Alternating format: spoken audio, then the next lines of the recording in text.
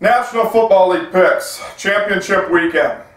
So far in the playoffs, I'm 4-4. So average, I could be a little better, but some games kind of, well, actually both the games I was wrong last week really didn't surprise me. It was just the fact I was rooting for the underdogs. Anyways,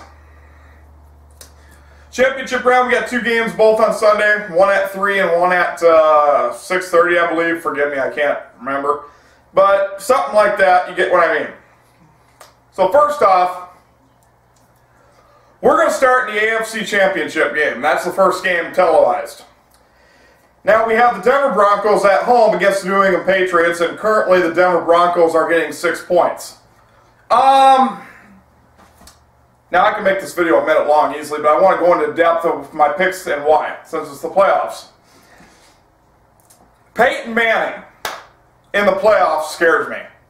I mean, really, by all counts, if San Diego would have showed up the first 3 quarters, I think Chargers would have beat them. I mean, honestly, I think the Chargers were on the way to tie that game. They simply just didn't have enough time left.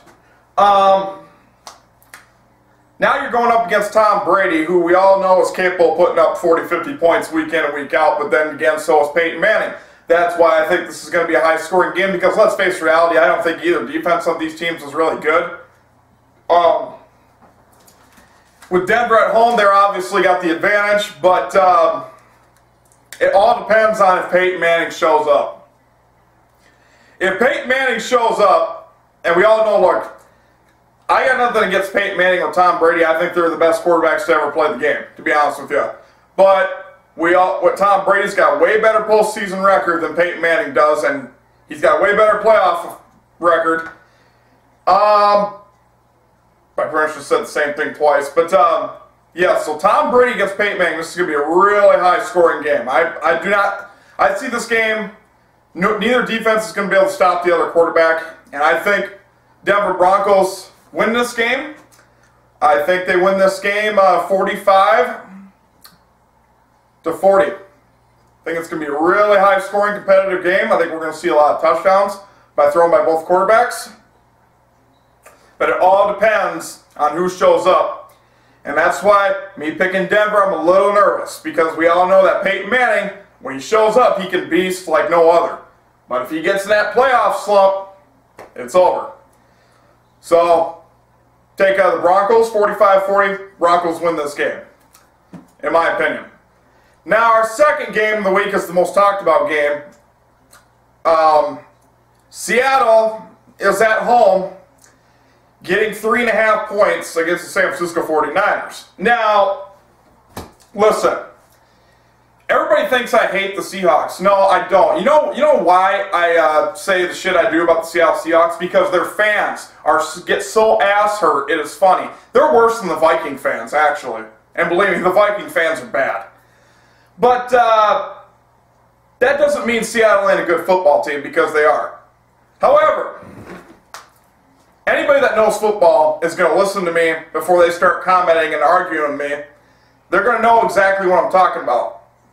If New Orleans would not have missed 2 field goals and have that wide receiver make the dumbest play in postseason history at the end of the game, I think the Saints would have won that game, because quite frankly, Russell Wilson sucked last week. He played horrible. I mean, I was not impressed one bit. If it wasn't for Marshawn Lynch beasting and showing up to play, I think Seattle would have lost that game. Saints' own mistakes is what cost them that game. That's just the way I see it. I watched the whole game from the beginning to the end. And I got to say, the New Orleans Saints shot themselves in the foot, because they had every opportunity to win that game. Even at the end, when they missed the 2 field goals, had a chance to come back and tie the game. But that wide receiver probably made the dumbest play in postseason history. That was the dumbest play I've ever seen. You have 6 seconds left, and you're on the sideline. You can literally make 1 step and you're out of bounds. But he throws it across the field. It's almost like the Saints wanted to lose. If you really looked at the game, there was no urgency. It looked like the Saints didn't even care. And I want to bring this up too, not just with Seattle. Hang on a second, I gotta take a drink. I got cotton mouth so bad, it sucks. I'm sure Coke doesn't help either. But the officiating in this league is a fucking joke, at best. I've seen so many bullshit calls go both directions last week, it was pathetic. And that is why people are turning into college football, because the NFL is all about politics. And especially in the postseason, the refs are going to play a big key part in both these games. Don't think they won't.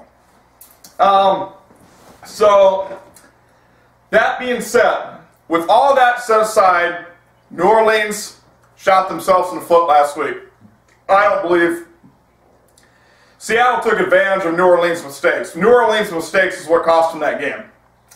So, now we look at the San Francisco 49ers, which have a hell of a defense, and so does Seattle. If Russell Wilson struggled against the Saints last week, what makes you think he isn't going to struggle against the 49ers? I mean, even though the 49ers have had a rough go in Seattle the last couple of years, I don't think that's going to be the case. I think San Francisco comes in.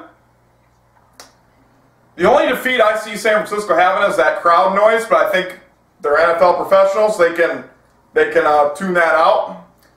And I think Seattle's defense will show up to play. I'm not so sold on Russell Wilson. I'm sorry. I really am not. He was not impressive last week at all. I mean, anybody that knows football, now of course the Seattle Seahawks fanboys are going to cry and whine and bitch like a little schoolgirl begging for a toy in Walmart, but we all know, anybody that knows football knows that Russell Wilson did not step up last week, Marshawn Lynch did, and the Saints made some costly mistakes, is what cost them the game. So, that's just football. That doesn't mean I hate Seattle. That's just football. I'm stating the obvious. Everything I said cannot be debatable, because that's what happened. I like the San Francisco 49ers in this game. I think their defense gets it done. I don't know about Colin Kaepernick. He's questionable. I mean, take away that good defense, and I guess you'll see how good he really is. He can scramble. We know that. And he's a decent quarterback. I'm not saying he's bad. Well, you can't even compare him to Andy Dalton, because that's like comparing fucking Joe Montana to Joe Blow or something in college, whatever. But I like the San Francisco 49ers in this game. And if Seattle would win this game, they got to go in New York against either Denver or New England, which are both familiar with the cold and the snow.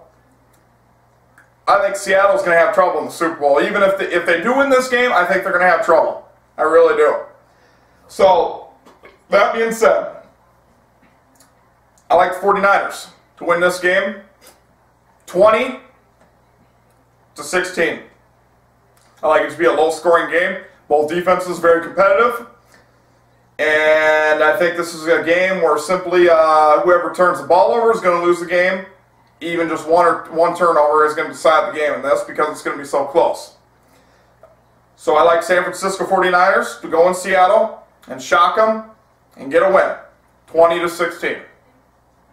In case you didn't wondering, I did pick the Seahawks last week. But I won on the point spread. The Saints did cover the point spread. So there you have it. I got Denver over New England, and I got San Francisco over Seattle. Those were the two picks. Not really much more to say. I mean, it's two games. Two hell of a games, honestly. Probably the best championship games we've had in a long time. So, and the nice thing is, it's someone different, finally, outside of New England, but someone different, at least. Good luck to all your teams, and we'll see you guys next week.